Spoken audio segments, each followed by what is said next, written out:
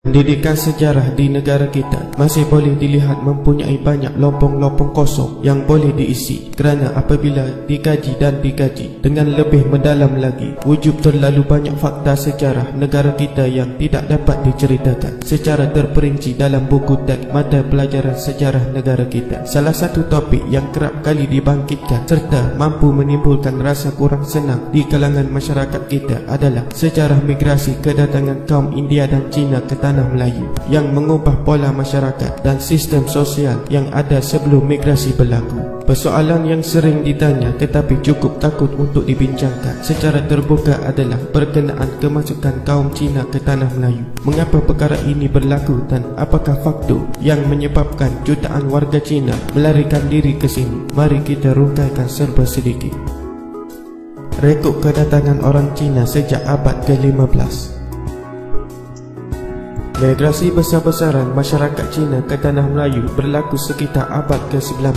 Walau bagaimanapun, ada direkodkan antara kedatangan orang Cina terawal ke Tanah Melayu sudah pun berlaku lebih awal pada abad ke-15 dengan kedatangan Laksmana Cheng Ho yang cukup terkenal namanya. Berikutan mahu mewujudkan hubungan ekonomi yang lebih akrab dengan Kesultanan Melayu Melaka pada zaman tersebut. Maharaja China ketika itu mengahwini puteri beliau, Puteri Han Lepo, seterusnya memulakan kewujudan komuniti orang Baba dan Nyonya yang ada, di mana masyarakat Cina berasimilasi mengamalkan corak kehidupan orang Melayu. Walaupun begitu, hubungan rapat kedua kerajaan itu tetap tidak mewujudkan jumlah komuniti masyarakat Cina yang besar jumlahnya. Situasi ini sangat berbeza dengan apa yang berlaku pada abad ke-19 apabila kumpulan-kumpulan besar orang Cina tiba di Pulau Pinang atau Singapura, sehingga menyebabkan jumlah mereka naik berkali ganda.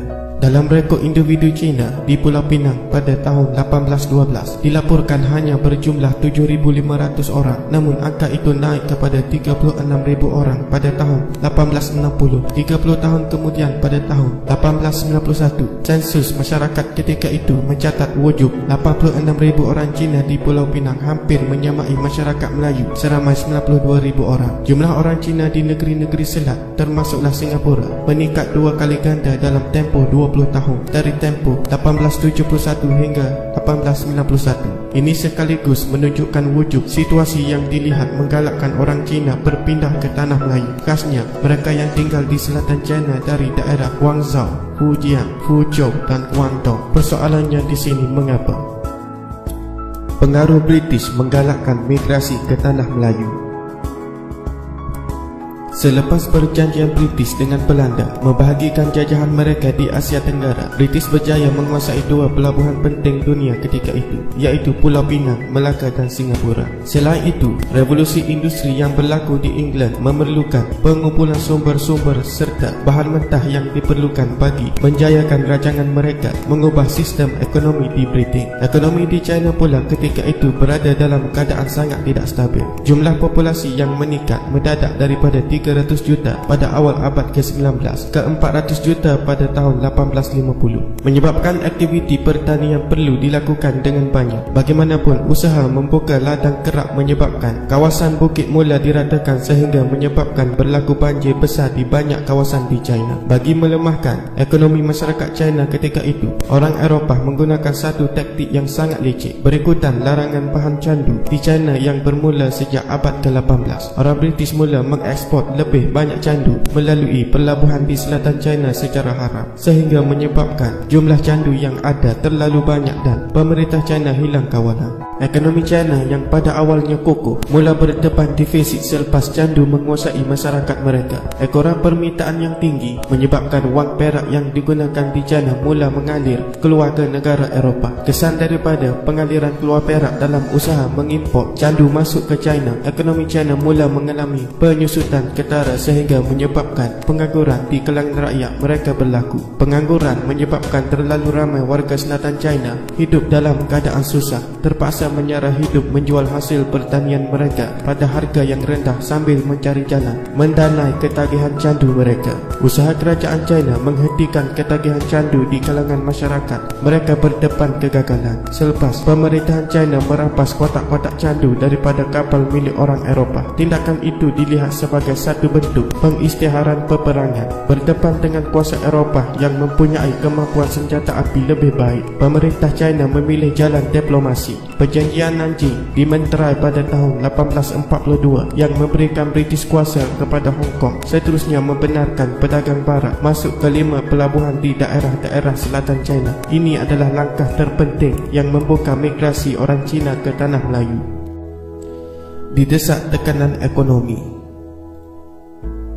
masyarakat selatan China mula mencari sumber pendapatan lain bagi menyara keluarga mereka. Berikutan pemberontakan Taiping yang berlaku pada tahun 1840 mengorbankan lebih 20 juta orang tempatan. Semakin ramai orang Cina mencari jalan keluar dari negara sendiri, didesak oleh tekanan ekonomi dan juga politik. British mula membuka pejabat-pejabat pengambilan pekerja di 5 pelabuhan yang kini semakin dikuasai mereka. Dengan peluang pekerjaan di negara luar ditawarkan beserta gaji yang baik, pengambilan pekerja Cina ini juga didorong oleh pemansuhan undang-undang perhambaan di benua Afrika, menyebabkan kuasa-kuasa Eropah mula mencari sumber lain bagi memenuhi kekosongan tenaga buruh. Melihat peluang menjadi pekerja di Lombok Timur yang dibuka British dengan kerjasama Raja-Raja Melayu, pekerja-pekerja dari China ini mula datang ke Tanah Melayu untuk menjadi pelombong. Habuan yang bagus dijanjikan kepada mereka sebagai insentif dan peluang pekerja dengan syarikat pelombongan milik orang Cina di Tanah Melayu